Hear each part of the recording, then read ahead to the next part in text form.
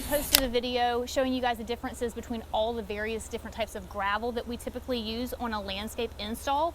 And this is a real life situation, and so I wanted to show it to you because it's different than me showing it to you just by itself on a plate in my backyard, right? So here we are on a job site. We're actually installing pavers, and I wanted to show you the various layers. So you'll see right here in front, this is the number 57. This is the more coarse crushed limestone, and this is the first layer that they use. They kind of spread this out. Then they put what we call the crush and run, which is this. You can see how fine it is.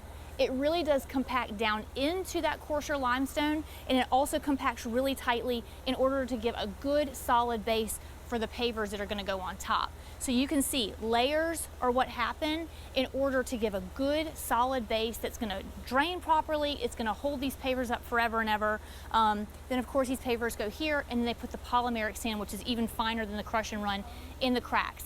That polymeric sand is flexible. It allows for the pavers, if they need to slightly move without cracking and creating issues down the road. So there you go. This is a real life example, not on plates in my backyard. Hopefully that helps you envision how a patio goes together in your own space.